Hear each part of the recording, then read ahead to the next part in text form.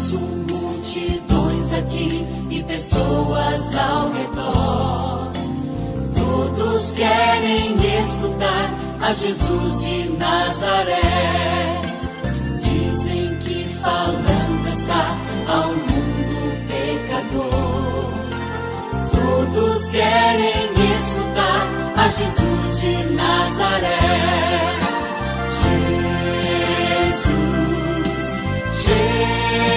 Jesus, eu quero seguir-te, Jesus,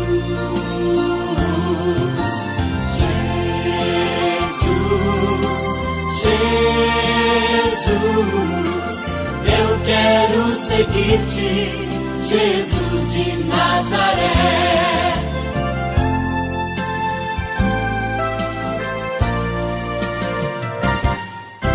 Seu exemplo aqui deixou, semeando muito amor. Hoje eu devo decidir entregar-me ao Senhor. Ele fala ao coração, hoje escuta sua voz. Salvação a te dará e feliz sempre serás.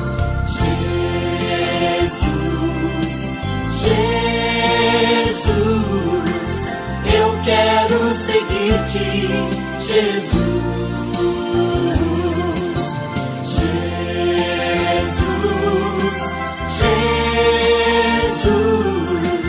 eu quero seguir-te, Jesus de Nazaré.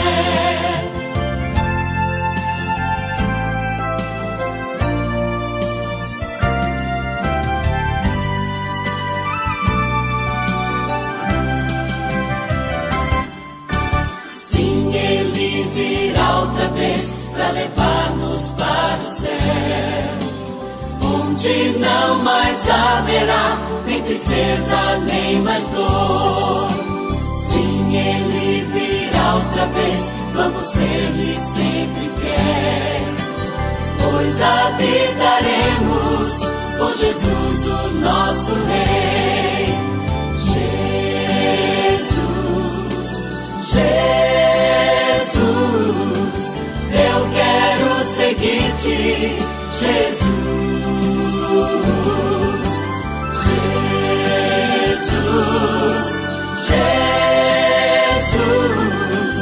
eu quero seguir-te, Jesus de Nazaré. Eu quero seguir-te, Jesus de Nazaré.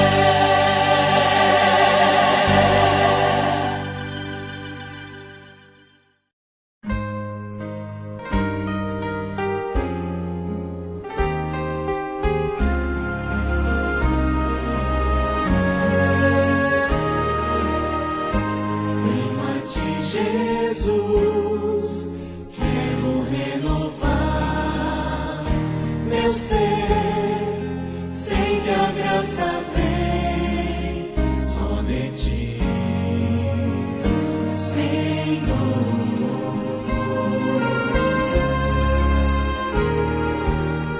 Eu descobri, ó Deus, que tudo que é mal em mim vai se transformar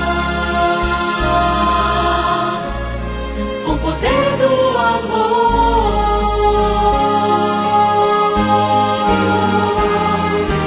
Meu Jesus, teu amor me envolve.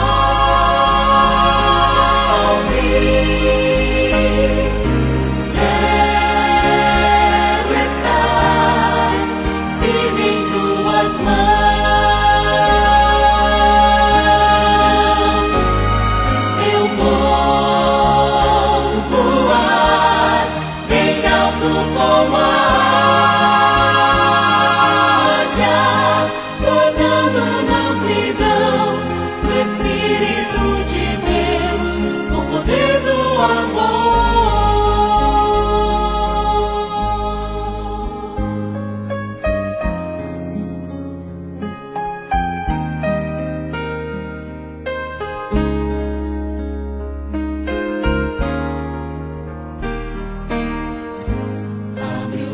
olhos meus, quero ver o teu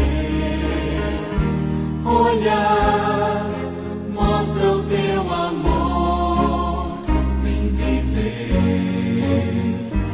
em mim. Renova o meu pensar, ensina-me o teu querer, cada dia mais, com o poder do amor.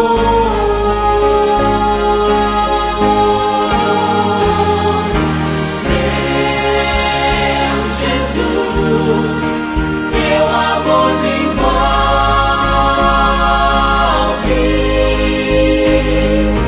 Quero estar firme em tuas mãos.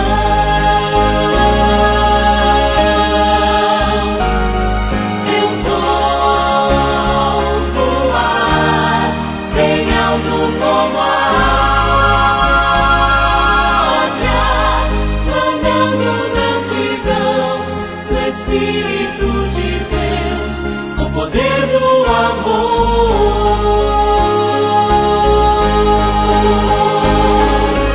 Meu Jesus, teu amor me envolve.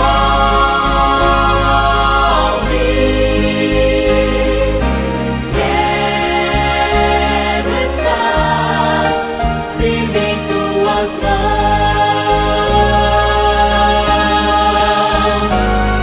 Eu vou voar bem alto como a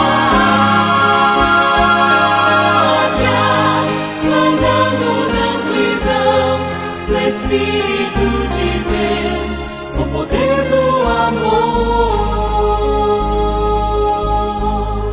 Planando na amplidão do Espírito de Deus, com o poder do amor.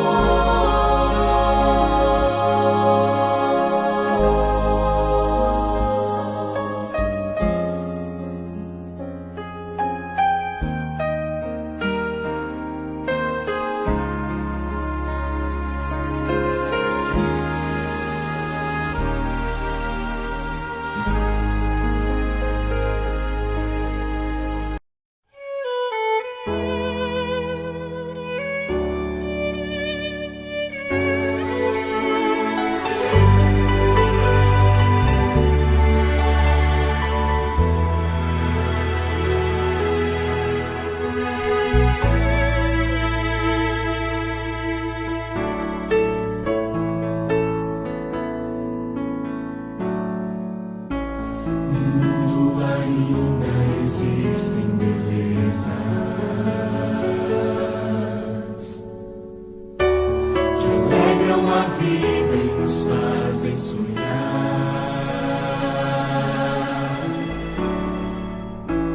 Recantos felizes da natureza, onde qualquer ser humano gostaria de estar.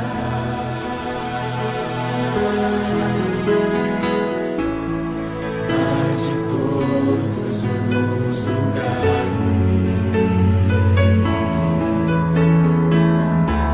o mais bonito, inspirador,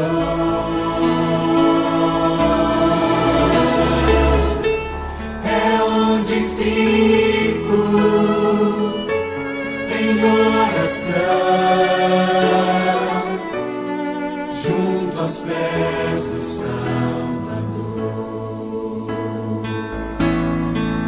O melhor lugar do mundo é aos pés do Salvador. É ali onde a esperança traz alívio ao sofredor. É ali onde eu me encontro com a fonte do amor.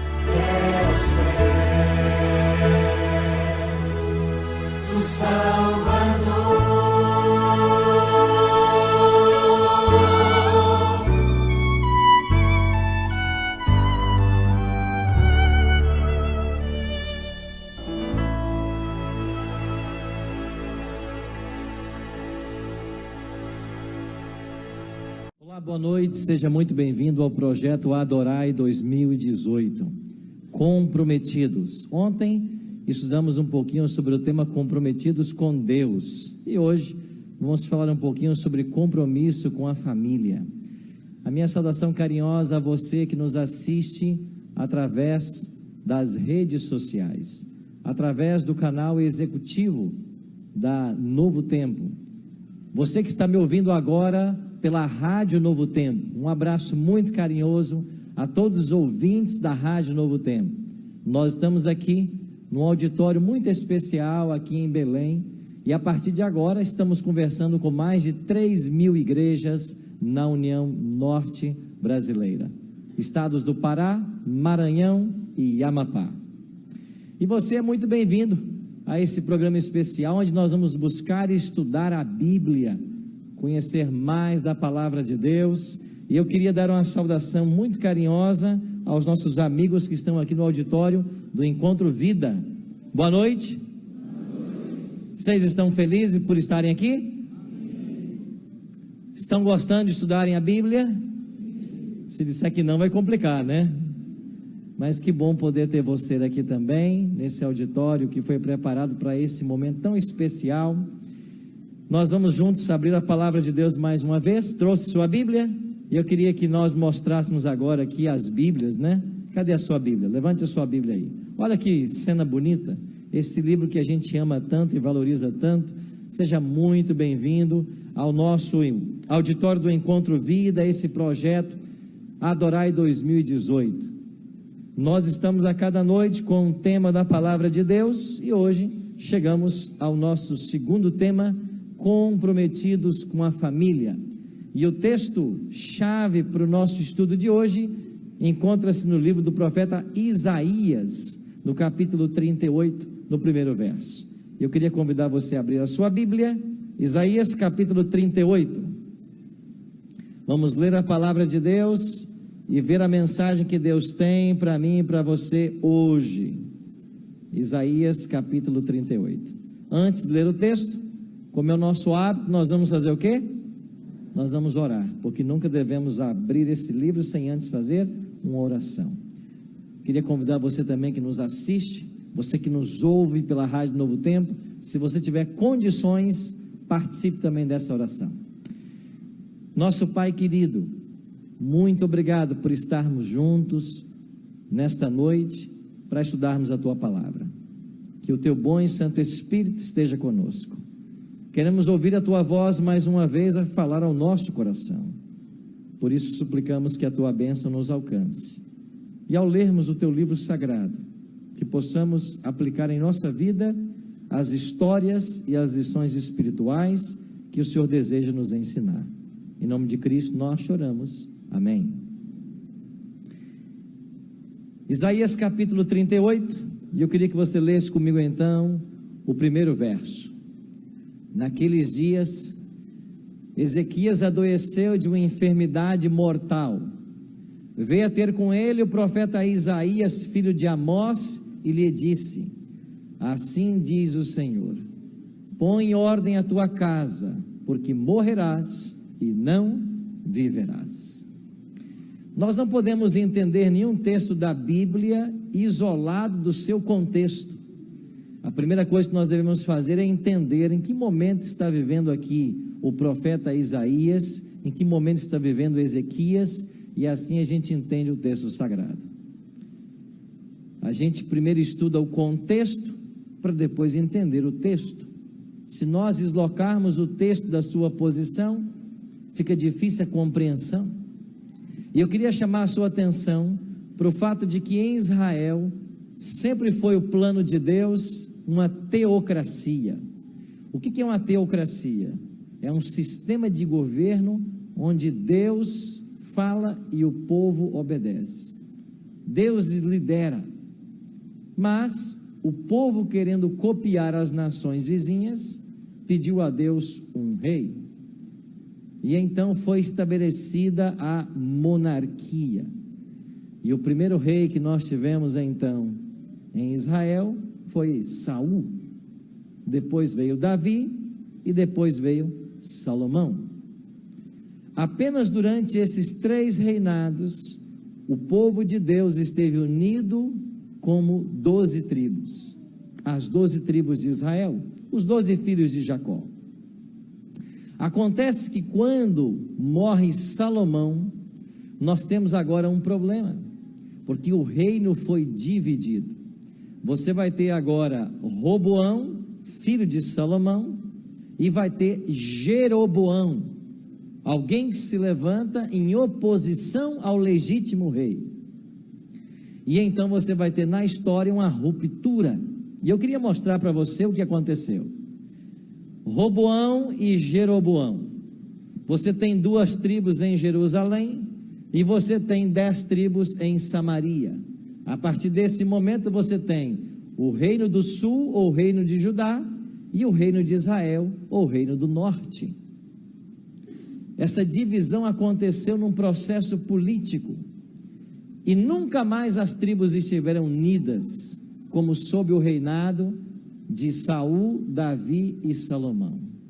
Acontece que as 10 tribos que estavam ao norte, lá em Samaria, elas se envolveram com a idolatria das nações vizinhas, e acabaram sendo exterminadas pelo Império Assírio, no ano 722 a.C. Sobraram apenas as 2 tribos em Jerusalém, o reino do sul, também chamado reino de Judá. E na 13ª dinastia de Judá, é que chega ao trono um rei chamado Ezequias. Então Ezequias chega ao trono muito cedo, e a palavra Ezequias significa Jeová fortalece. Esse é o significado. Ele é reconhecido como um bom rei, que confiou em Deus, obedeceu os mandamentos e fez várias reformas para o povo. O pai dele havia sido um péssimo rei. Lembra do pai dele? Acás. Lembra das histórias do rei Acás? Um péssimo rei. Mas ele não andou nos caminhos do pai dele, e ele fez um bom reinado. E eu trouxe um resumo do que ele fez aqui. Ele começou a reinar muito cedo, com 25 anos de idade. Era por volta do ano 728 a.C. Ele reabriu o templo que o seu pai fechara e ordenou os sacrifícios. Ele ordenou a santificação dos levitas, dos sacerdotes. Ele restabeleceu o culto e ele celebrou a Páscoa. E para a celebração desta Páscoa, ele convidou todas as tribos para retornarem. Nesse momento ainda, as tribos não haviam sido destruídas. As tribos do norte foram destruídas em 722. Nós estamos ainda em 728. Ou seja, quem sabe o apelo para a Páscoa de Ezequias foi o último apelo para as tribos do norte. E todos os filhos de Israel foram convidados para vir a Jerusalém para celebrar a Páscoa. E de várias tribos vieram israelitas, se juntaram às 2 tribos que estavam em Jerusalém. A Páscoa foi celebrada, o templo foi reaberto, os líderes do santuário, do templo, os levitas, os sacerdotes, foram consagrados, o sistema de sacrifício voltou, e aconteceu entre o povo de Israel uma verdadeira reforma espiritual, porque Ezequias destruiu todos os ídolos que o seu pai levantara, e a adoração em Israel voltou a funcionar.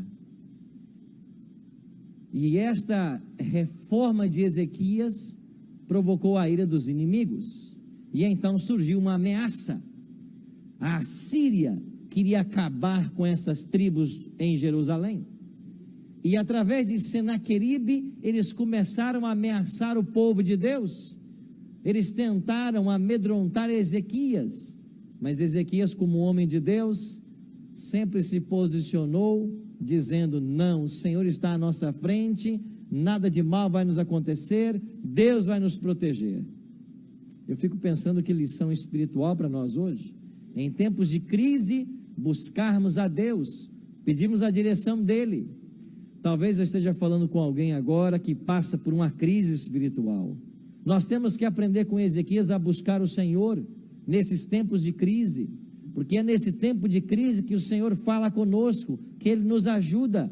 E quando a gente examina a crise à luz da Bíblia, as crises são para nos ajudar em nosso crescimento, na maturação espiritual. Por isso você não pode rejeitar as provas que Deus coloca na sua vida. Se Deus permite que a prova chegue, Ele tem um objetivo com ela. E você lembra que o apóstolo Paulo também prometeu: nós nunca seremos tentados além de nossas forças. E ele diz mais: Deus é fiel, e Ele vai dar o livramento junto com a aprovação. Essa é uma lição para todos nós. E sabe o que aconteceu? Quando o exército da Assíria se armou para batalhar contra Israel, Deus disse para o rei Ezequias: essa batalha não é de vocês. Vocês devem se preparar, mas a batalha é minha. E sabe o que aconteceu? Em uma noite, veio um anjo do Senhor, e um anjo matou 185.000 dos melhores soldados do exército da Assíria. E quando a Assíria viu os seus melhores soldados, os seus generais, os seus guerreiros, todos mortos, eles entenderam de que em Israel havia um Deus, e isso fortaleceu ainda mais a liderança de Ezequias. Agora você imagina como o povo não estava, depois de uma reforma espiritual, uma vitória extraordinária sobre os seus inimigos. Um anjo do Senhor vem para matar os soldados inimigos, ninguém teve que desembanhar uma espada, e é nesse momento de grande glória para o reinado, que acontece? Chega então o profeta Isaías com a mensagem para Ezequias. E qual é a mensagem que nós lemos? Ezequias, põe em ordem a tua casa, porque você vai o quê? Morrer. Mas agora, Senhor, agora, no momento mais áureo do meu reinado, a reforma espiritual que eu fiz, as coisas estão caminhando bem. E sabe o que ele fez? Olha o que diz a palavra de Deus, versículos 2 a 5. Então virou Ezequias o rosto para a parede e orou ao Senhor e disse: lembra-te, Senhor, peço-te, de que andei diante de ti com fidelidade, com inteireza de coração, e fiz o que era reto aos teus olhos. E ele fez o quê? Chorou muitíssimo. Então veio a palavra do Senhor a Isaías dizendo: vai e dize a Ezequias: assim diz o Senhor, o Deus de Davi teu pai, ouvi a tua oração e vi as tuas lágrimas, e acrescentarei, pois, aos teus dias, quantos anos? 15 anos. Deixa eu fazer uma pergunta para você. O que você faria se Deus desse para você a notícia agora de que você tem mais 15 anos de vida? O que você faria? Você estava para morrer, sentenciado à morte. Na misericórdia dele, ele diz: eu vou dar para você mais 15 anos. O que você faria com esses 15 anos? Sabe o que fez o rei Ezequias? Ele duvidou. E ele perguntou para o profeta Isaías assim: escuta, como é que eu vou saber que de fato Deus vai me curar?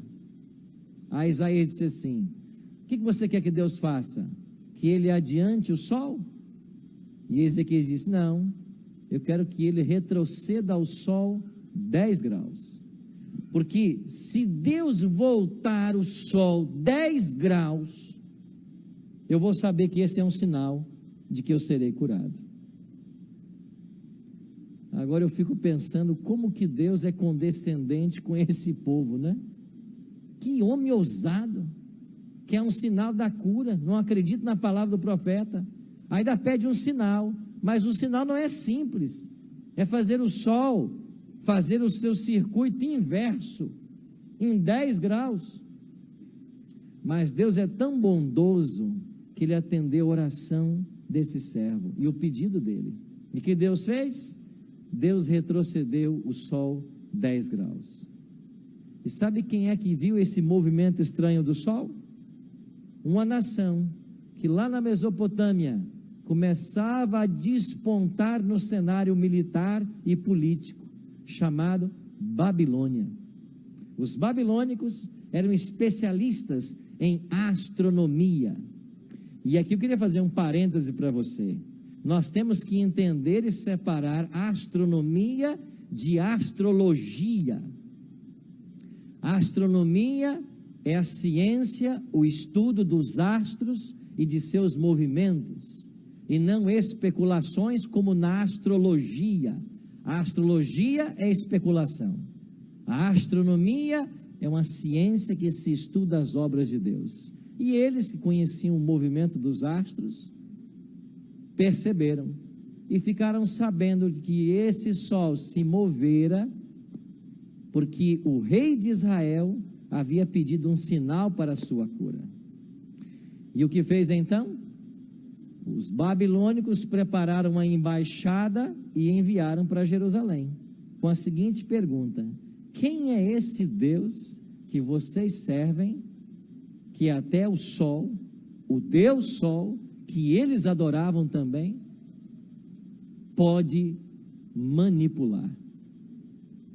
Então a embaixada foi enviada para a cidade de Jerusalém, para ir falar com Ezequias. E quando eles chegaram lá, para conhecer o rei Ezequias, e saber desse Deus que movimenta os astros, Ezequias, ao invés de pregar sobre o Deus verdadeiro, o que fez Ezequias? Chamou-os para conhecer as riquezas que haviam no templo, as riquezas do seu palácio, as riquezas do seu reino. E então, quando a embaixada foi embora, o profeta Isaías voltou e disse assim: quem eram aqueles homens? E ele disse: uma embaixada lá de Babilônia. E o que eles vieram fazer aqui? O que eles viram? Eles viram tudo. Não houve nada aqui que eu não mostrasse para eles.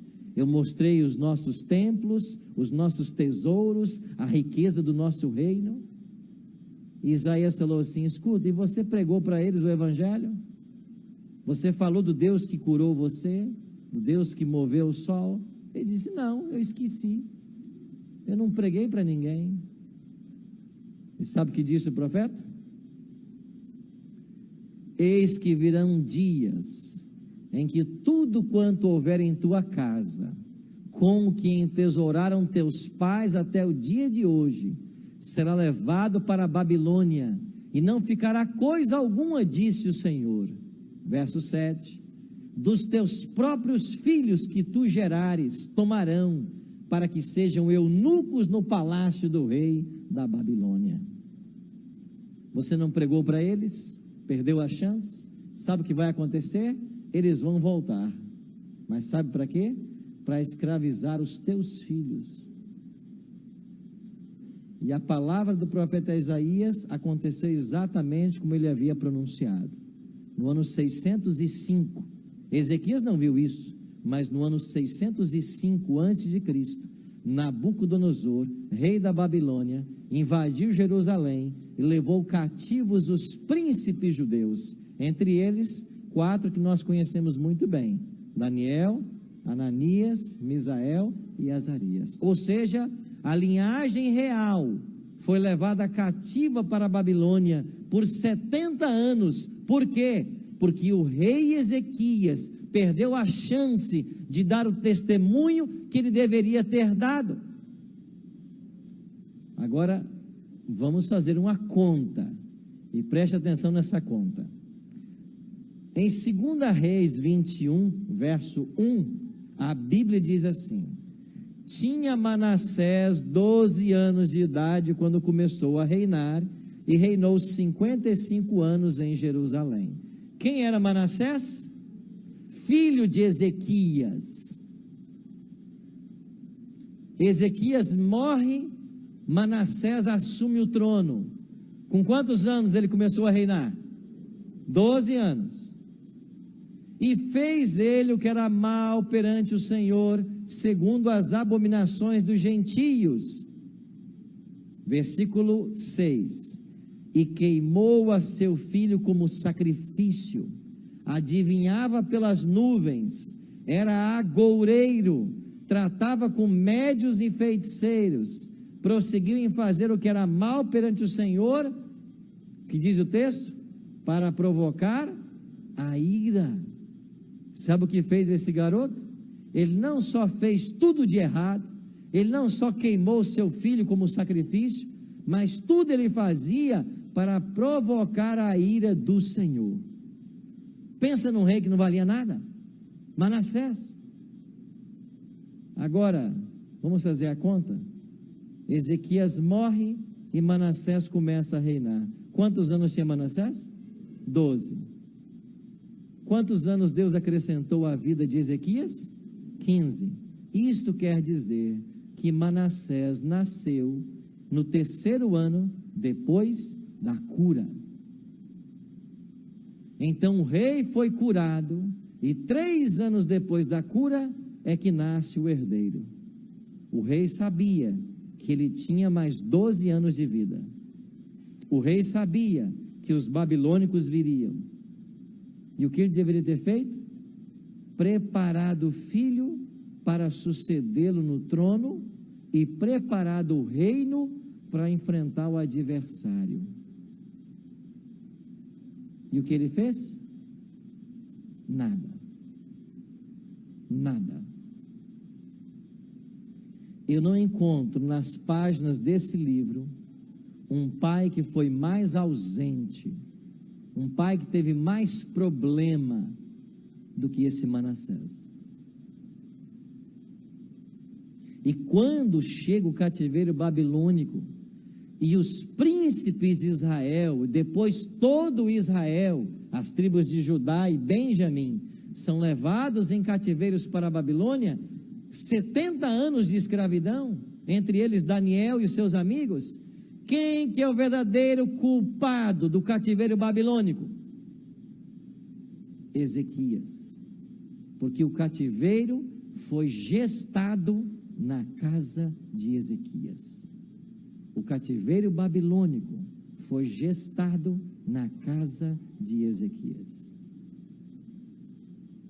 Que péssimo pai foi ele, porque nos 12 anos que conviveu com esse garoto, ele deveria ter ensinado para esse garoto tudo o que ele precisava saber, deveria ter feito com ele uma reforma espiritual, deveria ter contado as histórias do anjo que matou 185 mil soldados, deveria dizer que ele seria o próximo rei, e que ele se preparasse porque Babilônia viria invadir Jerusalém, mas nada disso aconteceu.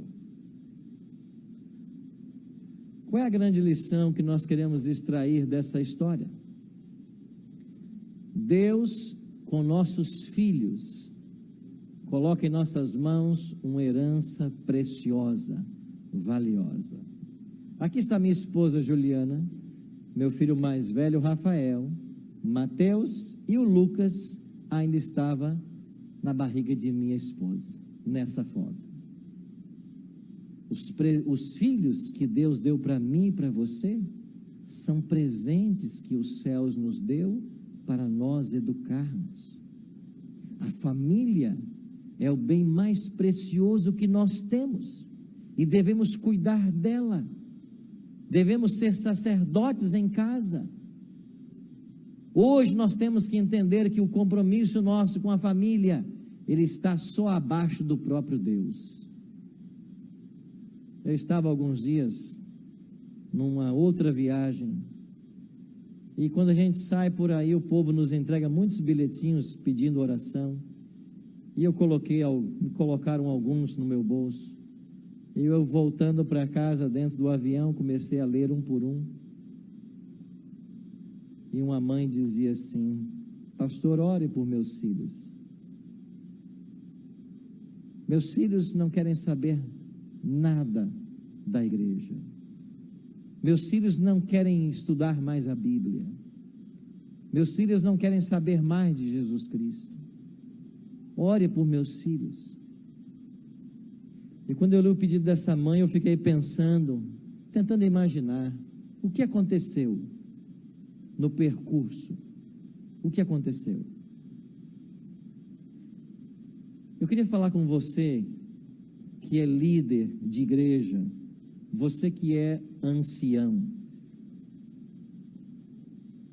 Eu já convivi com alguns anciãos que se dedicam de fato ao trabalho missionário da igreja. Dão muitos estudos bíblicos, mas alguns desses não estão encontrando o equilíbrio e estão perdendo a família. Eu já encontrei por aí meu ministério anciãos bem intencionados, que todas as noites saem para dar estudos bíblicos, mas os filhos dentro de casa não estão sendo discipulados. Eu queria trazer um recado de Deus para você. A sua primeira igreja é a sua casa. A sua primeira responsabilidade são seus filhos. Não adianta ser como o rei Davi, que tentou salvar o reino e perdeu os filhos. Você precisa se espelhar em Noé, que perdeu o mundo, mas salvou a família. E o mundo se perdeu porque não atendeu o seu convite, porque o convite também foi feito, mas a família ele salvou toda. Nenhum sucesso no nosso trabalho, na liderança da igreja, vai compensar o fracasso dentro de casa. E eu queria também falar com você, pastor, que está nos assistindo em algumas de nossas 3.000 igrejas, ou talvez aos pastores que estão aqui no auditório. E eu queria ler um texto de Ellen G. White, que aparece no livro Obreiros Evangélicos, na página 204, onde Ellen G. White diz assim: coisa alguma pode desculpar o pastor de negligenciar o círculo interior pelo mais amplo círculo externo. O bem-estar espiritual de sua família vem em primeiro lugar. Deus há de perguntar que fez ele para atrair para Cristo aqueles que tomou a responsabilidade de trazer ao mundo. O grande bem feito a outros não pode cancelar o débito que ele tem para com Deus quanto ao cuidar de quem? Dos seus próprios filhos. Pesa sobre nós, pastores dessa igreja, uma sagrada responsabilidade. E eu queria mostrar uma foto para vocês para dizer que pesa mesmo. Literalmente pesa. Pesa sobre nós a responsabilidade destes que nós demos vida, nós trouxemos ao mundo. Esta é nossa primeira igreja. E não é fácil, diante dos compromissos que a igreja coloca em nossas mãos, diante de todos os trabalhos que nós temos que realizar, olhar para a nossa família em primeiro plano e dizer: esta é a minha primeira igreja. Primeiro, eu tenho que cuidar deles. Esse mais velho, o do meio, Rafael, ele tem 3 anos. Mas todas as vezes que eu estou em casa, quem dá banho nele sou eu. Quem põe para dormir todos eles sou eu. E uma coisa eu comecei a fazer com ele já há algum tempo. Você vai decorar versos da Bíblia. E eu estou ensinando isso para ele. E às vezes em casa, às vezes no parquinho, às vezes dentro do carro, eu digo assim: Rafael, o que está escrito no Salmo 23:1? Ele diz assim: o Senhor meu pastor, nada faltará. O que está escrito em Gênesis 1:1? No princípio criou Deus os céus e a terra. O que está escrito no Salmo 121:1? Eleva os meus olhos para o monte, é o 121 mesmo, né? De onde me virá o socorro? O meu socorro veio do Senhor que fez os céus e a terra. eu vou ensinando versos, e eu vou cobrando versos. Tudo que você ensina, eles aprendem. As histórias da Bíblia, todo dia nós contamos. Essa é a nossa primeira igreja. Será que eu estou pregando para alguém aqui no auditório que os filhos estão longe do Senhor? Será que você em algum momento se dedicou tanto a essa igreja que você esqueceu dos seus pequenos? Será que você estava tanto ocupado com os trabalhos externos que esqueceu do trabalho interno? Eu tenho um convite a fazer para você hoje, para você colocar seus filhos nas mãos de Deus, para que Ele faça os milagres que são necessários para colocar esses garotos e essas garotas no caminho do Senhor. Será que aí na igreja, onde você está me assistindo, você percebeu que você trouxe muitas almas para a igreja, mas Deus deixou de dar atenção à família que estava aí do seu lado? Será que essa mulher que tem te acompanhado ao longo da sua vida, sua esposa, você tem sido um ancião para ela, um pastor para ela, você tem ajudado? Será que você tem visto nela a sua primeira ovelha? Que dizer das suas crianças, dos seus filhos? Como você os tratou? Outro dia eu estava sentado numa mesa de um restaurante, uma mulher sentou do meu lado e disse: pastor, eu posso falar com o senhor? Era num evento da igreja, e eu disse: pode.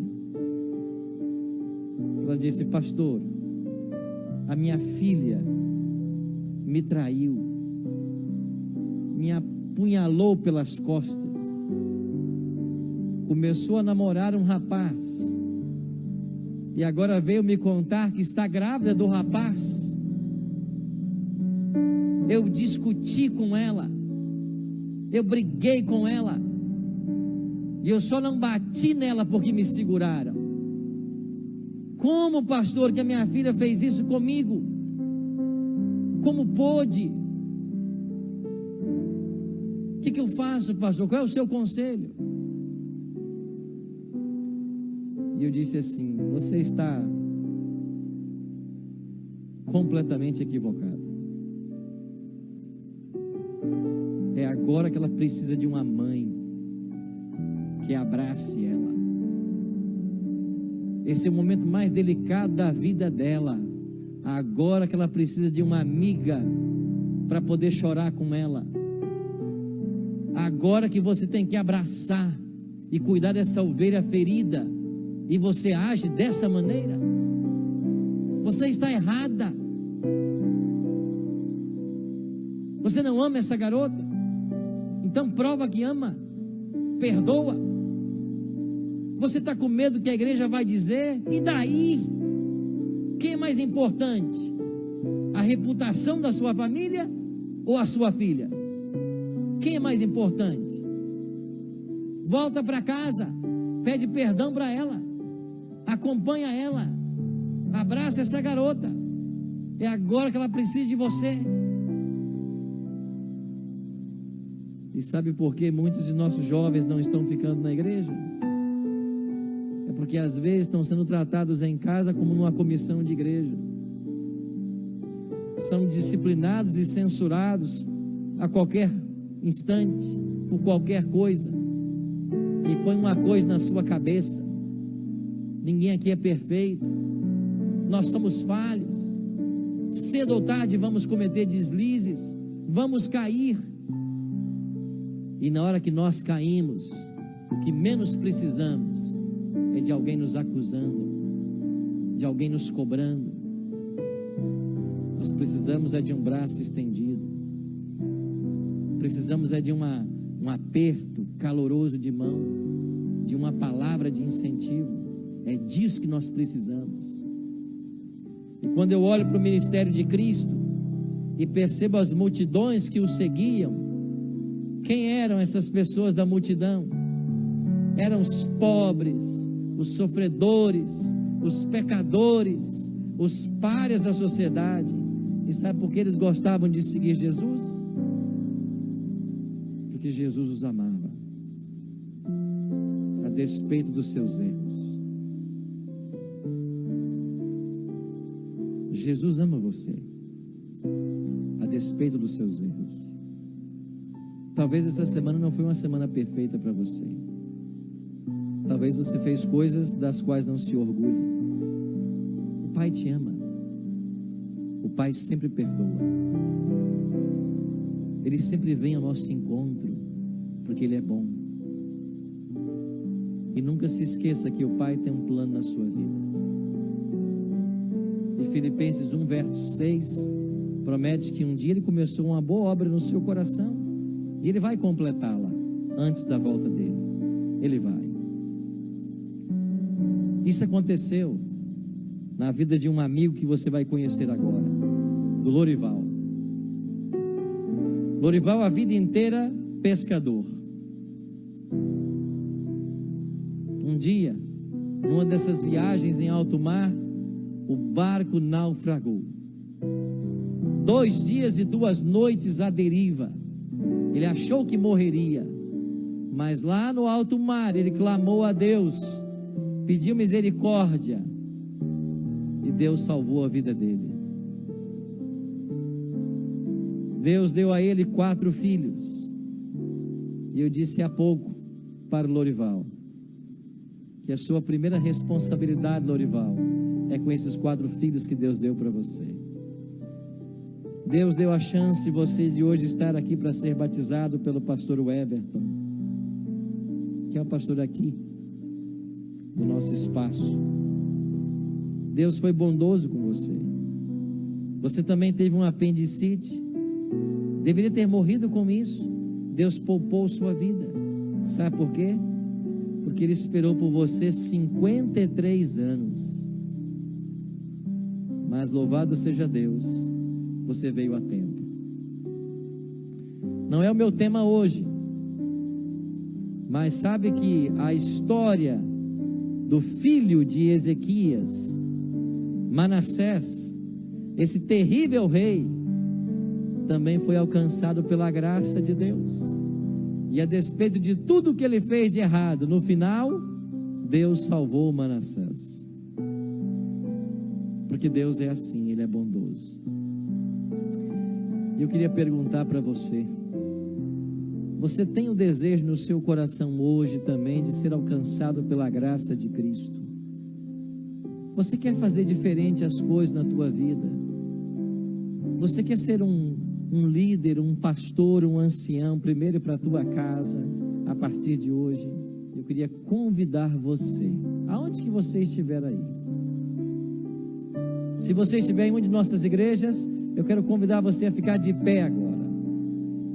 Talvez pedir perdão a Deus pelo pai, pelo líder espiritual que você foi para casa até hoje, mas a partir de hoje começar de novo. Se você está me ouvindo pela rádio Novo Tempo, deveria ser o sacerdote de sua casa, mas não foi. Eu queria que você abrisse seu coração agora e pedisse que Deus fizesse isso na sua vida. Se você está nos assistindo pelas redes sociais, em qualquer local que você esteja agora, e deseja se comprometer com Deus a ser um melhor pai, um melhor esposo, a cuidar primeiro da sua casa, eu também queria orar por você. Querido irmão Lorival, louvado seja Deus pela decisão que você tomou nessa noite, para perdão dos teus pecados, para a concessão de dons espirituais, para que teu nome seja escrito no livro da vida. O pastor Everton te batiza em nome do Pai, do Filho e do Espírito Santo. Amém.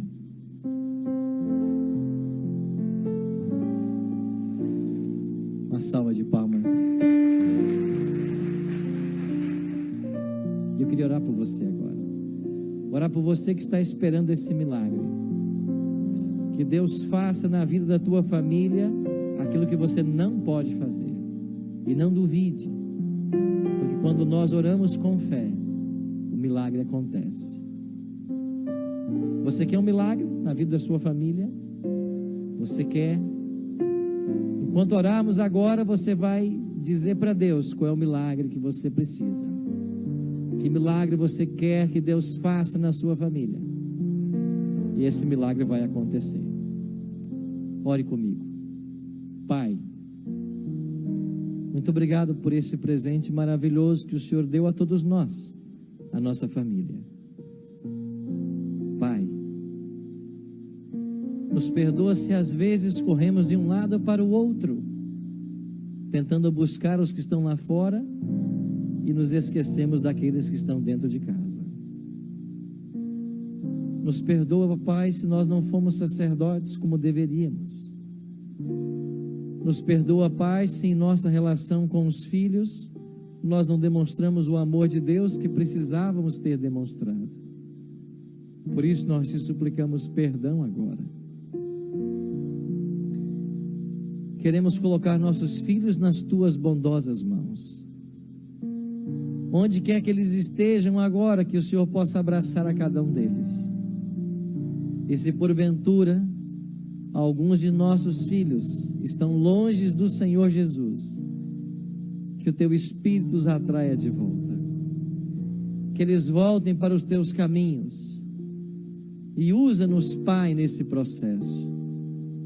Dai-nos, Senhor Deus, o poder do teu Espírito, para levarmos para eles o amor de Cristo. Ajuda-nos a tratarmos com eles como o Senhor trataria, como o Senhor trata. Ajuda-nos, Pai, nessa difícil tarefa. E se houver em toda essa situação algo que nós não podemos fazer, palavras que não podemos dizer, se algo está fora do nosso alcance, que o Senhor faça os milagres que só o Senhor sabe fazer. Nós colocamos a nossa família em tuas mãos e suplicamos a tua bênção para cada um deles, em nome de Jesus. Amém.